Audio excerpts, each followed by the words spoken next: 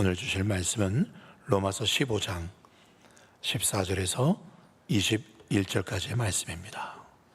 교독하겠습니다. 내 형제들아, 너희가 스스로 선함이 가득하고 모든 지식이 차서 능히 서로 권하는 자임을 나도 확신하노라.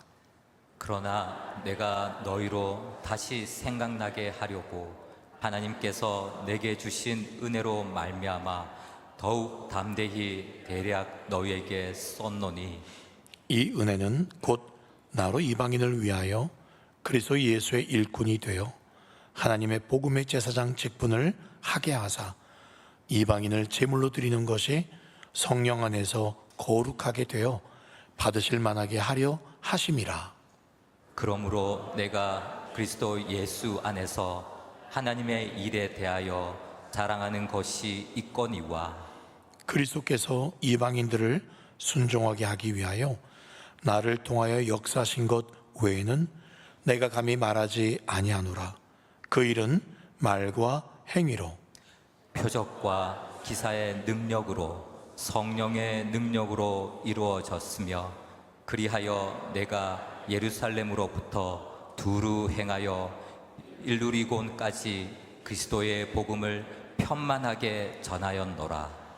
또 내가 그리스도의 이름을 부르는 곳에는 복음을 전하지 않기를 힘썼노니 이는 남의 터 위에 건축하지 아니하려 함이라. 기록된 바 주의 소식을 받지 못한 자들이 볼 것이요 듣지 못한 자들이 깨달으리라 함과 같으니라.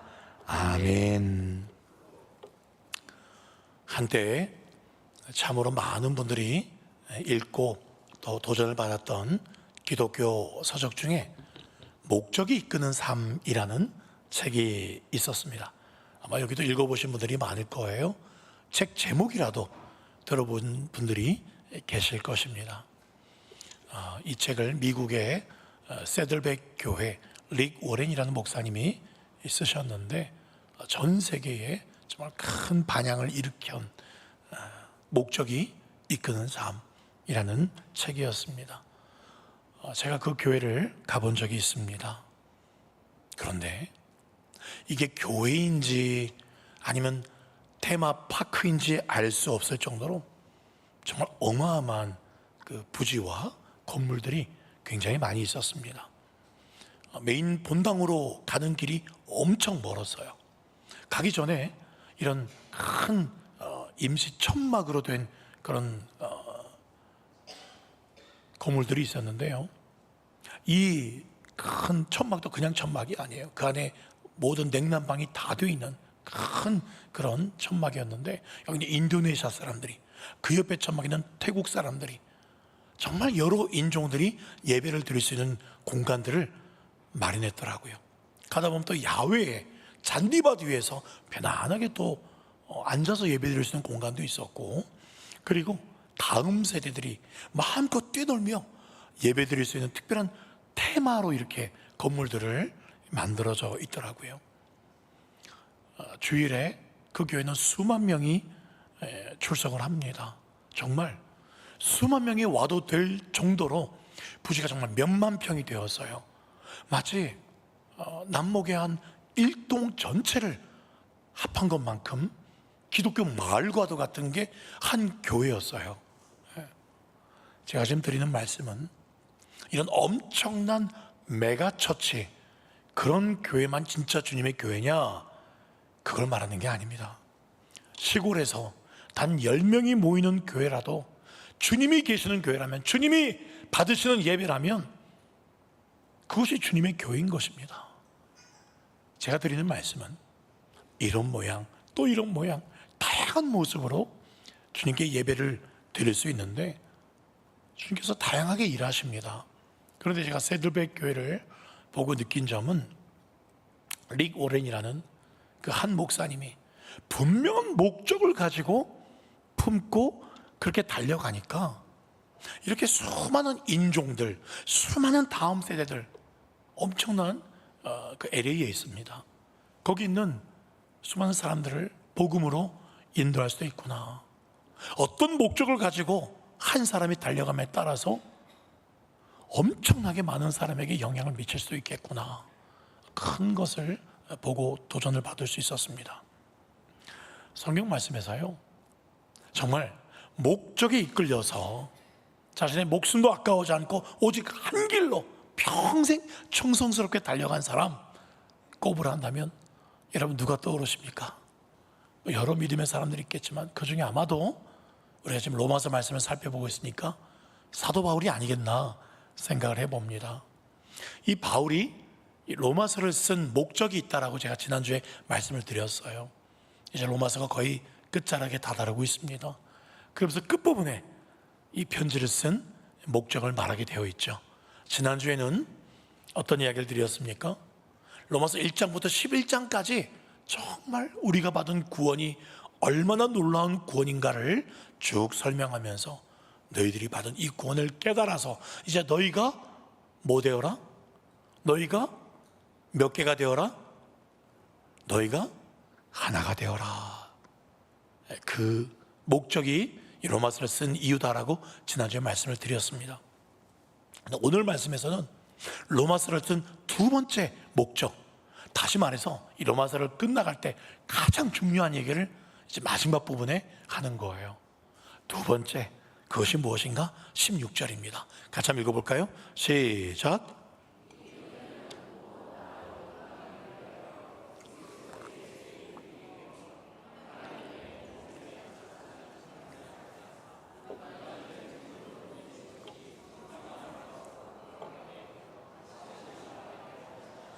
그렇습니다. 내가 받은 은혜 너희들도 깨달아야 돼. 그건 뭐냐면 우리를 이방인을 위해서 그리스도 예수의 일꾼이 되게 했다. 이거 잊지 말아야 돼. 우리의 직분은 뭐다? 복음의 제사장 직분이다. 이걸 우리 로마 교인들 잊지 말아야 돼. 잊지 말아야 돼. 그것이 로마서를 쓴 두 번째 이유라는 겁니다. 진짜 우리가 은혜 받았다면 영혼 구원하지 않을 수 없다는 거예요. 전도하지 않을 수 없다는 거예요. 그것이 로마서 1장부터 11장까지의 수많은 은혜로운 말씀, 그거 그냥 거저받은 거 아니야. 그래서 그 은혜 받은 대로 이제 그 은혜를 전해야 돼. 그래서 로마서 말씀을 지금 마무리 짓고 있습니다. 예수님께서 제자들 떠나가시면서 하셨던 말씀, 지난주에는 그들에게 마지막 축복 기도했던 내용이 뭐였다고 했습니까? 그들도 우리 성부, 성자, 성령 안에 하나가 된 것 같이, 우리가 하나가 된 것 같이 저들도, 제자들도 하나가 되게 해달라. 그게 예수님의 마지막 기도였다면, 떠나가실 때 제자들에게 직접 선포하셨던 마지막 유언의 말씀이 무엇이었습니까? 나 이제 간다. 너희들 잘 살아야 돼. 이왕 사는 거 돈도 좀 많이 벌고 건강하게 행복하게 남부럽지 않게 재미지게 살다가 그리고 우리 천국에서 보자. 안녕. 그러셨습니까? 그렇게 비슷한 말씀은 단 하나도 하지 않으셨어요.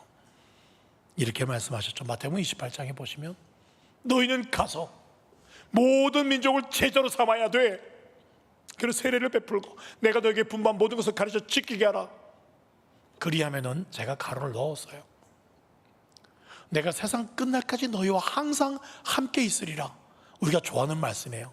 끝날까지 항상 함께 있으리라. 근데 조건이 뭐예요? 그 앞에 너희가 제자로 삼고 전도할 때, 복음 전할 때, 그때 내가 너희와 함께 하겠다라는 말씀이에요.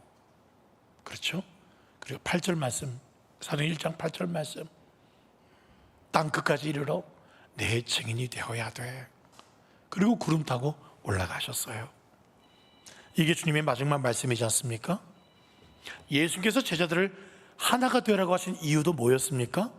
염호 17장 21절 말씀에 보십시오. 다 하나가 되어서 세상으로 나를 믿게 하는 것, 예수를 믿게 하기 위해서 하나가 되라는 거예요. 즉 세상으로 전도하라는 거예요. 하나가 되어서 전도하라는 거예요. 여러분, 우리가 지금 드리는 이 예배, 그렇습니다. 이 예배만큼 중요한 게 없겠죠. 우리는 하나님을 찬양하고 예배 드리게 하기 위해서 지음받았다라고 분명히 말씀하고 있습니다. 그렇습니다. 예배 가운데 은혜를 받아서 뭐 하라는 거예요? 복음 전하는 거예요. 우리만 이 예배의 기쁨을 누리면 안 된다는 거예요. 여러분, 선교사님들이요, 선교로 나갈 때 선교가 목적일까요? 맞습니다. 선교가 목적이에요. 그런데 그거보다 앞선 이유가 있습니다. 그게 뭔지 아세요? 그 선교지에 아프리카 되었든 또는 북한이 되었든 남미가 되었든 어디든지 하나님께 예배 드리지 않는 사람과 예배 드리지 않는 지역이 없도록 하는 것. 그래서 선교사들 그곳에 가서, 선교사들 너희들이 가서 거기서 예배를 드려라. 예배를 드려라. 세상 그 어느 곳에도 예배 드리지 않는 사람들이 없도록 해라. 예배 드리지 않는 지역이 없도록 해라. 그게 선교의 이유 아니겠습니까? 진정한 예배자는요, 반드시 영혼 전도의 자리로 나아가게 되어 있다는 겁니다.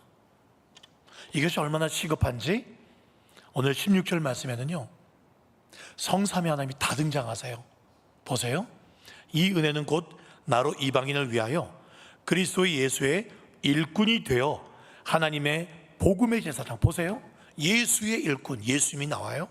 하나님의 복음의 제사장, 하나님이 나와요. 세 번째, 성령 안에서 거룩하게 돼요. 성령님이 나와요. 이 복음 전파를 위해서 그리스도 예수, 하나님, 성령님이 다 등장하고 있습니다. 이렇게 성삼위 하나님이 중요하게 다루시는 일인데 문제가 있습니다. 이렇게 영광스러운 일이, 지금 사도 바울이 로마서를 쓴 이유가 이 복음 증거라고 그렇게 가슴이 벅차게 외치는데 문제가 뭐예요? 지금 너희 로마 교인들, 아니 우리 갈릴리 교인들, 너희들 이 일에 너희도 지금 가슴이 뛰냐는 거예요. 너희도 지금 이 영혼 구원한 일에 가슴이 벅차냐? 지금 그걸 묻고 있는 겁니다. 지난 월, 화, 수 3일 동안 동북아 선교사님들과 함께하는 수련회를 참석을 했습니다. 강원도에서 있었는데요, 동북아 지역이 어디냐면 중국, 몽골, 홍콩, 대만에서 사역하고 있는 우리 고신 선교사님들 모임이었습니다. 사실 저는 이번에는 가지 않으려고 했는데 거기에 참석하는 목사님들이 후원하는 교회들 중심으로 너무 오지 않는다는 거예요. 속초에서 했는데 너무 멀어서 안 간다고, 못 간다고 그냥 핑계를 댔는데 간곡하게 요청을 해서 가게 되었습니다. 그런데 정말 이런 영광스러운 자리에 제가 갈 수 있었다는 것이 얼마나 큰 은혜가 되었는지 몰라요. 첫째 날 밤에 주광사 목사님이 설교를 하실 때 이렇게 설교하시더라고요. 정말 모든 것을 포기하고 모든 한국 땅의 권리를 내려놓고 그토록 위험한 중국, 몽골, 몽골은 좀 낫습니다. 네, 중국과요, 홍콩은 정말 위험합니다. 아직도 선교사의 이름으로 마음껏 선교할 수 없어요. 그래서 대부분의 지금 선교사님들이 비즈니스 명목으로 거기서 무엇을 파는 명목으로 선교를 하고 있습니다. 그토록 위험한 쪽에서 오랜 세월 선교하신 이렇게 위대하신 분들 앞에 제가 설교를 해도 되는지 모르겠습니다 라고 주광사 목사님이 시작을 하더라고요. 근데 그렇게 말씀하신 주광사 목사님 이야기를 제가 앉아서 듣는데 정말 그냥 입바름으로 한 소리가 아니었어요. 정말 진심으로. 전 좀 뒤에 앉아 있었거든요. 제 앞에 선교사님들 가족들이 앉아 있는데 그 강사 목사님의 마음과 똑같은 마음이었어요. 정말 모든 걸 포기하고 그분들 중에는 몇 번이나 추방당에 다시 들어가고 지금도 중국 공안들에게 들킬까봐 살아는 판 걷듯이 몰래 한 사람 한 사람 정말 관계가 된 사람에게 복음을 전하고, 그래서 복음을 전하는 그런 사역들의 이야기를 듣는데 와, 비록 그들의 사역의 열매가 대단한 것이 아니어도 주님이 얼마나 이들을 기뻐하실까, 얼마나 이들을 기뻐하실까. 예배를 드리지 못하고 있는 그 지역에서 그 선교사님 가정만 앉아서 예배를 드리고 있는데 끝까지 포기하지 않고 끝까지 10수년, 20수년을 끝까지 버티고 있는 것, 그 자체만으로도 하나님이 얼마나 기뻐하실까. 그들의 선교 나눔 이야기를 계속 듣는 가운데 그들 스스로 그러더라고요. 우리가 10수년 또는 20수년을 포기하지 않고 떠나지 않고 그 자리에 앉아 있게만 해주셔도 감사합니다 라는 고백을 하시더라고요. 이 수련회에 선교사님들의 자녀들도 함께 하였었는데, MK라고 하죠. 미션 키즈라고 해서 이 MK 자녀들이 무슨 죄가 있겠어요? 선교사 부모를 만난 죄로 현지 학교 아이들로부터 엄청난 구타를 받아서 머리가 깨진 아이들도 있었고요. 정말 숱하게 말 못할 그런 고생들을 이 아이들이 하였더라고요. 그 이야기를 듣는데 너무 가슴이 아팠습니다. 이전에 저희 자녀 중에 한 명이 저에게 그러더라고요. 아빠, 우리가 목회자 자녀로 산다는 게 은근히 얼마나 스트레스 많이 받는지 아세요? 아빠는 몰랐죠? 라고 최근에도 한 자녀가 그런 이야기를 하고 또 멀리 또 공부하러 갔습니다. 그 자녀가 누구라고 말하지 않았습니다. 그 아이도 이번에 수련회를 함께 갔었거든요.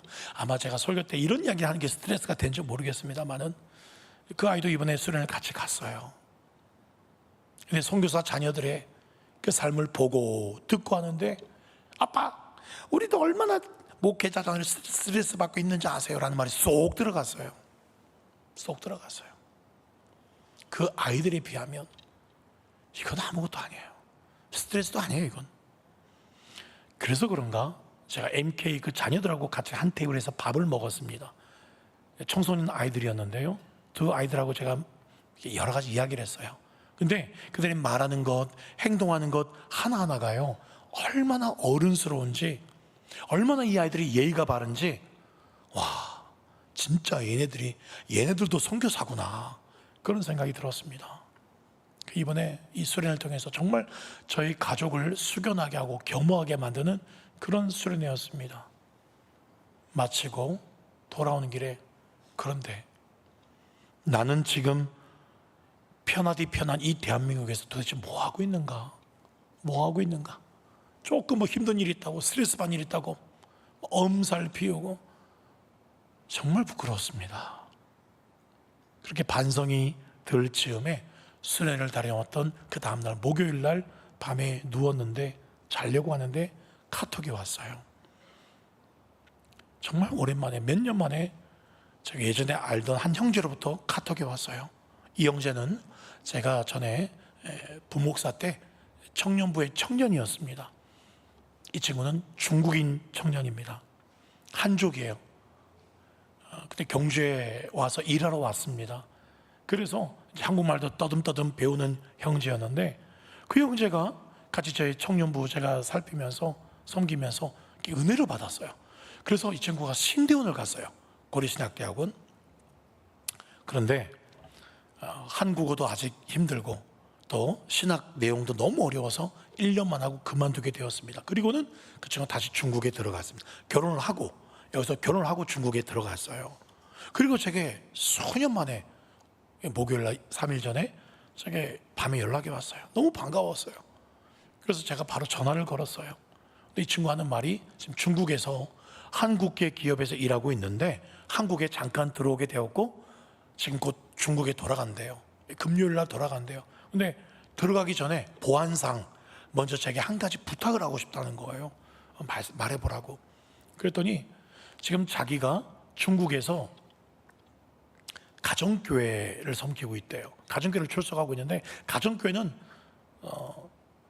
중국 지하교회라고 보시면 돼요. 중국 공안들이 인정하는 교회가 아니라, 중국 공안들이 인정하는 교회는 삼자교회라고 해서 이제 건물을 세울 수 있는 교회입니다. 근데 그런 삼자교회는 중국 공산당의 감시를 받는 교회예요. 복음을 제대로 전하지 못합니다. 그래서 진짜 예수 믿고 싶은 중국인들은 가정에 모여서 그렇게 교회를 이루고 있는 게 가정교회예요. 지하교회라고 보시면 됩니다. 그런데 이 형제가 그 가정교회를 출석을 하고 있는데, 근데 이 가정교회 안에 목사님이 없대요. 그래서 자기가 지금 띄엄띄엄 말씀을 전하고 있는데, 근데 저보고 부탁하는 게 뭐냐면 제가 사도행전 설교했던 그 설교 원고를 자기에게 줄 수 없겠냐는 거예요. 그래서 제가 바로 이야기했어요. 아니 형제님, 아니 정말 우리나라에 정말 기라성 같은 그런 귀한 목사님들, 설교 잘하시는 분들 많이 있지 않느냐고. 유튜브나 또만 찾아보면 그분들의 그런 설교를 들을 수 있는데, 아니 굳이 왜 저같이 이런 사람의 설교 원고를 원하냐고 제가 물었어요. 그랬더니 이쪽이 이렇게 말하더라고요. 전 몰랐는데 저와 헤어진 지 그렇게 수년이 되었어도 계속 제 유튜브 설교를 듣고 있었다는 거예요. 그래서 작년에 제가 사도행전 설교를 1년 동안 했지 않습니까? 그 사도행전 설교에 참 큰 은혜를 받았다고. 그래서 그 설교 원고를 좀 주시면 그 원고 그대로 중국에 가서, 한국말은 좀 할 줄 아니까 그 한국말로 된 설교 원고를 중국말로 자기가 그 가정교회에 모여있는 형제들에게 나누고 싶다는 거예요. 얼마든지 줄 수 있다고 제가 그 선교 원고를 그렇게 카톡으로 압축을 해서 빨리 전해줬어요. 그리고 빨리 삭제를 해야 됩니다. 왜냐하면 중국인 검열이 들어가기 때문에. 그래서 전달해 줬어요. 그리고 제가 속으로 그런 생각이 들었습니다. 내 설교가 그 정도였나. 순간 잠시 우쭐해졌어요. 교만해졌어요. 그런데 여러분, 원래 영화 배우들 있잖아요. 영화 배우들 중에도 자기가 영화를 찍은 다음에는 영화관에 가서 안 본대요. 왜냐하면 자기가 얼마나 연기를 잘 못하는지 알기 때문에, 또 자기 연기를 또 보려면 오글거린다는 거예요. 비슷한 마음이 제게 들었어요. 그래서 제가 했던 설교 원고를 정말 다시 보고 싶지 않았는데 일단 그 형제에게 줘야 되니까 한번 좀 살펴봤어요. 읽어봤습니다. 어찌 되었을까요? 오글거릴 줄 알았는데 은혜가 되더라고요. 읽어보면서 내가 이런 설교를 했다고? 내가 정말 이때 이렇게 뜨거웠다고?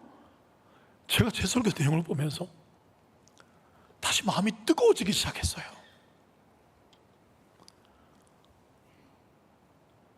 작년에 내가 이렇게 뜨거웠었구나.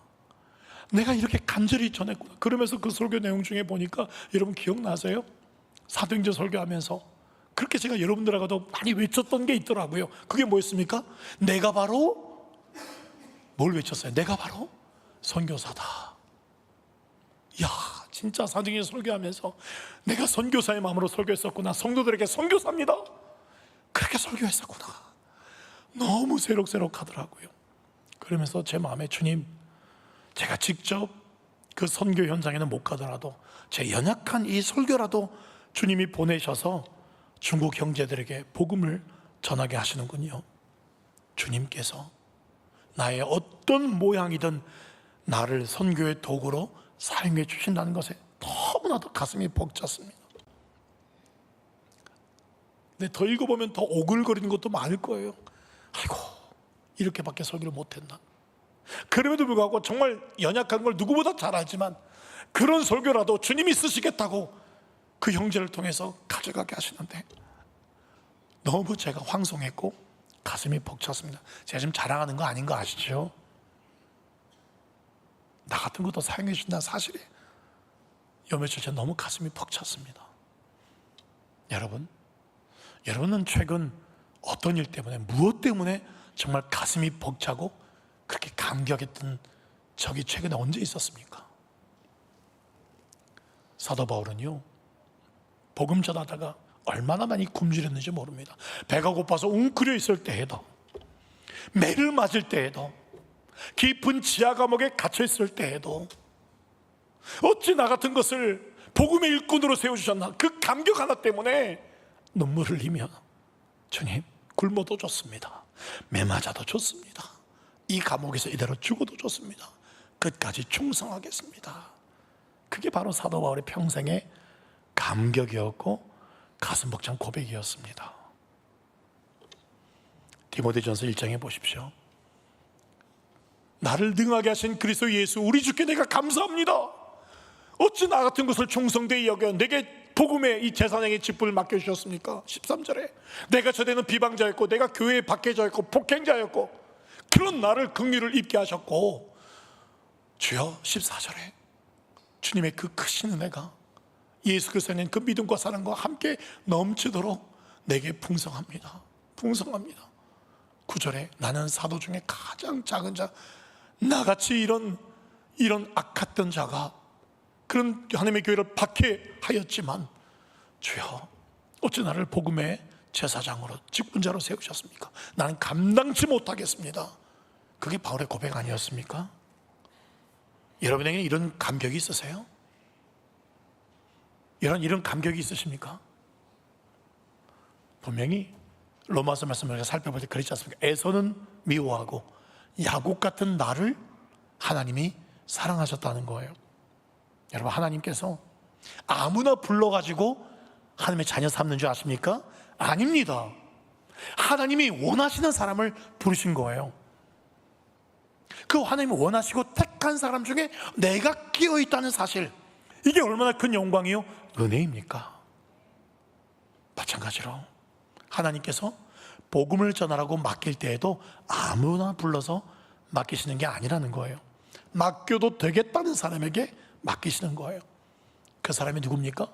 사도 바울만입니까? 사도들만입니까? 바로 저와 여러분들. 오늘 사도 바울의 입술을 통해서 너희도 우리도 이 복음의 제사장의 직분을 받았다라고 로마 교인들에게, 그리고 우리 갈릴리 교회에게 지금 말씀하고 있습니다. 찬송가 508장, 주 내게 부탁하신 일 천사도 흠모하겠네. 복음으로 화목해 하라신 구주의 말씀을 온 세상에 널리 전하세. 복음을 전하는 일을 천사도 흠모하는 일이라고 하는 거예요. 우리에게 맡기신 이 복음 전하는 일, 그 놀라운 일을 우리에게 맡기셨습니다. 저 여러분들에게 맡기셨어요. 여러분, 얼마나 큰 은혜요, 얼마나 큰 영광입니까? 그만큼 하나님이 우리를 믿고 맡기신다는 거예요. 그러면 구체적으로 바울은 어떻게 이 복음을 전도했는지, 내가 어떻게 행했는지 로마 교인들아 잘 들어봐, 갈릴리 교인들아 잘 들어봐 하면서 18절에 이렇게 말씀하십니다. 읽어볼까요? 시작.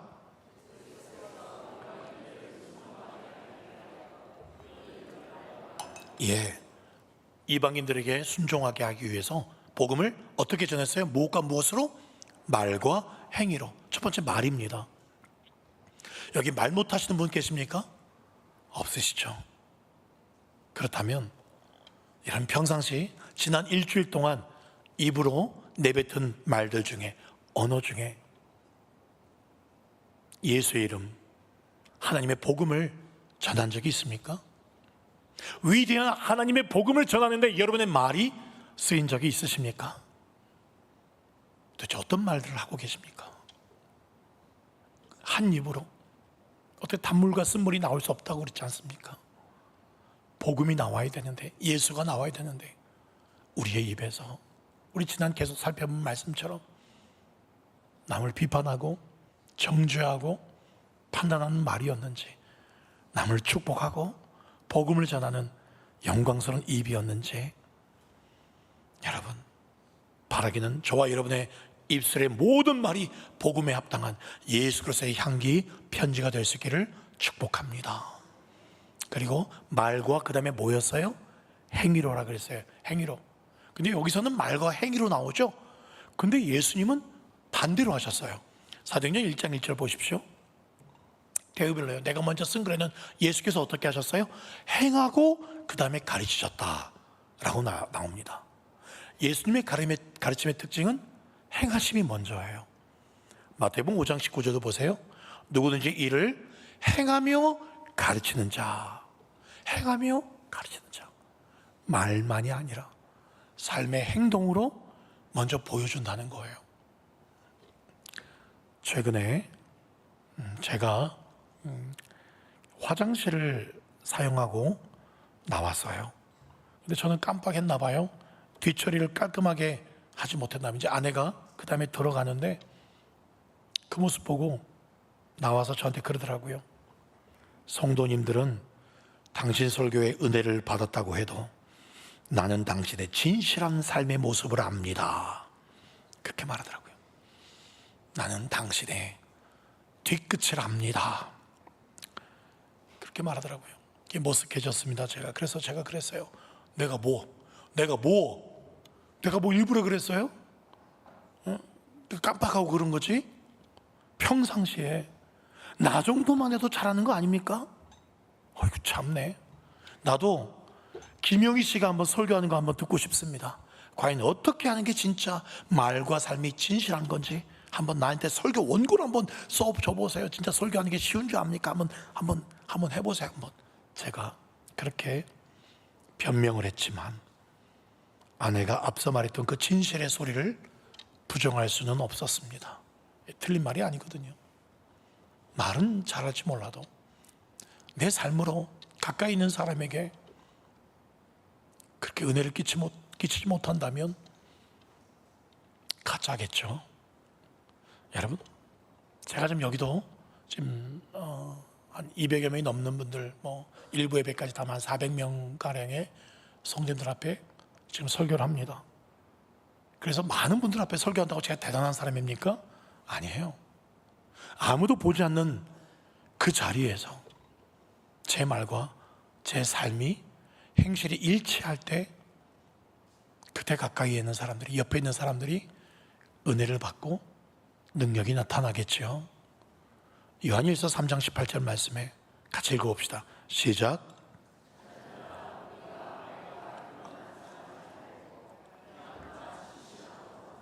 그렇습니다. 사도 바울이 방금 말했던 말과 행위로 그 행위가 행함과 진실함의 삶이 바울에게 있었다는 겁니다. 이것이 하나님께 쓰임받는 비결이에요. 그러면 말, 설교도 잘하고 삶도 정말 본이 되고 덕이 있고 그러면 다 될까요? 아니라고 오늘 바로 말하고 있습니다. 19절 말씀 같이 또 읽어봅시다. 시작. 표적과 기사의 능력으로 성령의 능력으로 이루어졌으며 앞에 말과 행위도 필요합니다. 그런데 말과 행위가 아무리 좋아도 성령의 능력이 아니면 안 된다는 거예요. 그래서 사도 바울은 이걸 너무나 철저하게 깨달았기 때문에 데살로니가전서 1장에도 이렇게 말합니다. 이는 우리 복음이 너에게 말로만 이런 것이 아니라 또한 능력과 성령과 큰 확신으로 되었다. 고린도전서 2장에도 말씀하지 않습니까? 내 말과 내 전도함이 설득력 있는 지혜의 말이 아니라 성령의 나타나심과 능력을 했다. 성령의 능력인 거예요.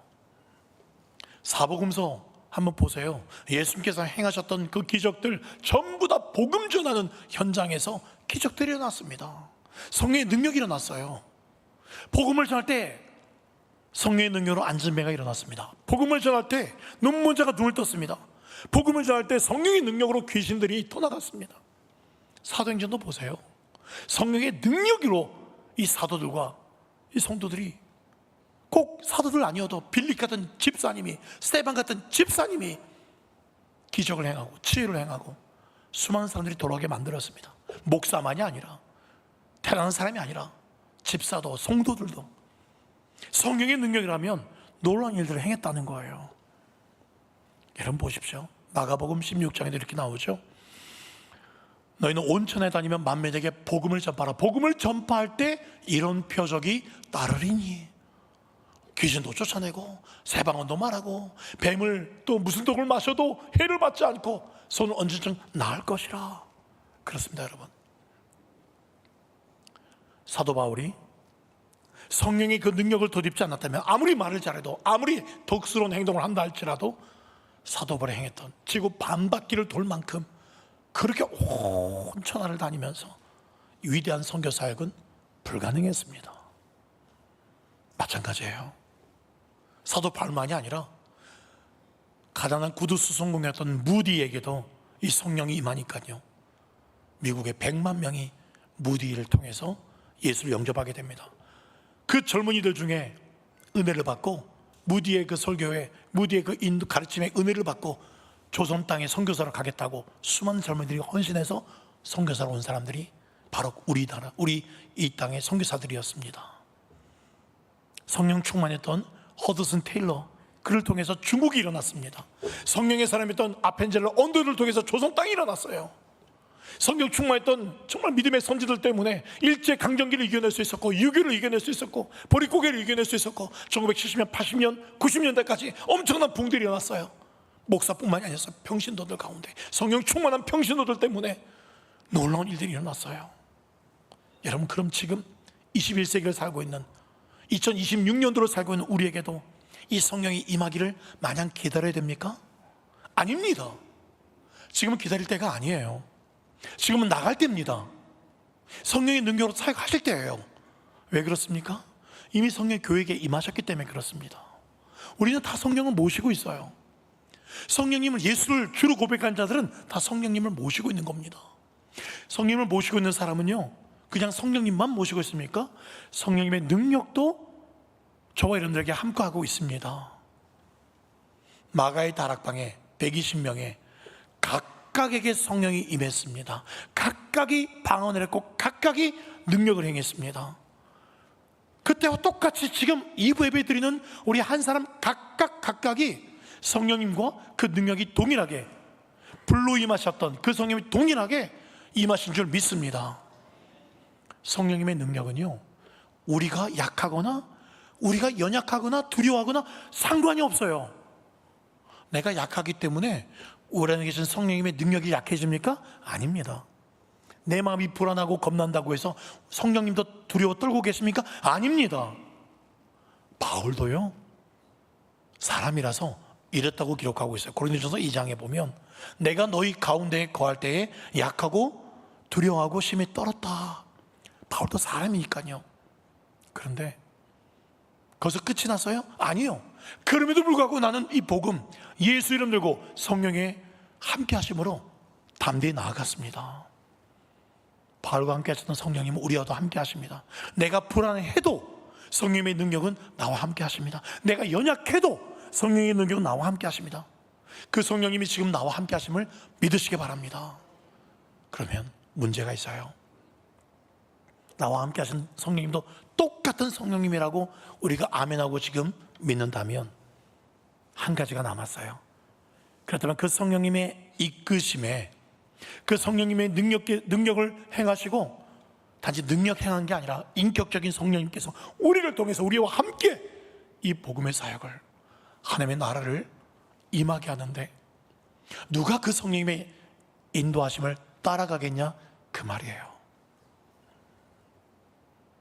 여러분, 진짜 은혜를 입은 삶이란 내 뜻대로 못 사는 삶이 진짜 은혜 받은 삶입니다. 내 뜻대로 사는 게 아니라 성령의 이끄심대로 사는 삶이 진짜 은혜요, 복된 삶입니다. 사도 바울도 예수를 만나기 전에 자기 뜻대로, 자기 신념대로 사람들이 인정받고 싶었어요. 정말 율법을 지키는 사람이라고 자기 이름을 내세우고 싶었습니다. 그런데 다메섹 도상에서 예수를 만난 후에는, 성령님을 체험한 후에는 단 한순간도 성령의 도우심 없이는 단 하루도 살 수가 없는 존재가 되었어요. 자기 뜻은 없어졌습니다. 사랑하는 여러분, 우리가 똑같이 사도 바울처럼, 그 동북아 지역의 선교사님들처럼, D.L. 무디처럼, 또 우리 조선 땅에 왔던 선교사님들처럼 똑같은 성령님이 우리 안에 임하는데, 그럼 우리는 어떻게 하면 그 성령님의 이끄심을 따라갈 수 있을까요? 그것은 힘을 빼면 됩니다. 내 힘을 빼면 됩니다. 나는 아무것도 할 수 없습니다. 성령님의 도우심 없이 나는 아무것도 할 수 없습니다. 우리 안에 다른 것이 많이 채워져 있기 때문에 내가 할 수 있다는 생각, 내가 많이 채워져 있으니까 성령님이 역사하지 못하는 거예요. 힘을 빼야 수영을 잘할 수 있고, 힘을 빼야 공도 잘 던질 수 있고, 스포츠를 잘할 수 있듯이 우리도 내 안에는 내가 빠져야 성령님이 일하실 수 있습니다. 사랑하는 여러분, 이 시간 주님이 우리에게 묻습니다. 사랑하는 김집사야, 박권사야, 너도 너의 주변을 오늘 이 사도 바울처럼 그리스도의 복음을 편만하게 채우느냐? 뒤에 말씀에 나오지 않습니까? 예루살렘부터 일루리곤까지 복음을 가득 채웠다라고 사도 바울은 고백하고 있습니다. 그렇게 너도 너의 집을, 너의 직장을, 너의 이웃을 이 복음으로 가득 채우고 있느냐? 라고 오늘 묻고 계십니다. 한번 여쭤볼게요. 여러분, 정말 예수님이 여러분을 구원하신 구원자가 맞습니까? 정말 예수님이 여러분의 생명이 맞습니까? 정말 예수님의 복음이 영원한 소망이요 기쁨이 되십니까? 정말 그렇게 고백하시는 분이라면 입 다물고 살지 못합니다. 꿀먹은 벙어리처럼 예수 이름 나만 알고 살지 않습니다. 자나깨나 듣든지 아니 듣든지 때를 얻든지 못 얻든지 사실 나 예수 믿어. 예수 믿으니 너무 행복해. 너 예수 믿어야 돼. 너도 꼭, 당신도 꼭 예수 믿으면 좋겠습니다. 꼭 예수 믿고 이 기쁨과 이 구원을 누리셔야 돼요. 지옥 가시면 안 돼요. 말씀하셔야 됩니다. 에휴, 나 하나쯤 전도 안 하면 어때? 그런 생각은 죄악입니다. 죄악입니다. 이제 곧 하반기가 시작됩니다. 9월이 시작됩니다. 그래서 특별 새벽기도 일주일 하고 시작하려고 합니다. 다시 또 은혜 받고 능력 받고 도전 받고, 그래서 11월 행복축제를 앞두고 9월 달부터 열심히 기도하고 전도하려고 합니다. 사랑하는 여러분, 오늘 말씀 시작할 때에 목적이 이끄는 삶을 말씀을 드렸죠. 현재 여러분의 삶을 이끄는 목적이 무엇입니까? 지금의 삶이 부족함 없이 성공하고 자식들 잘 되고 노후가 평안하고, 물론 그것도 복이에요. 근데 그것만을 내 남은 생애의 진정한 목적으로 삼지 마십시오. 사도 바울에게 부으셨던 그 전도의 열정을, 그 구령의 열정을 다시금 주님 나에게, 그리고 우리 성도들에게 강력하게 부으셔서 내 남은 생애는 오직 복음 전하는 것을 최고의 목적으로 삼고, 그 황홀한 영혼 구령의 영혼 전도의 그 목적이 여러분의 남은 인생을 진짜 멋지게 영광스럽게 이끄실 수 있기를 예수님의 이름으로 간절히 축원드립니다.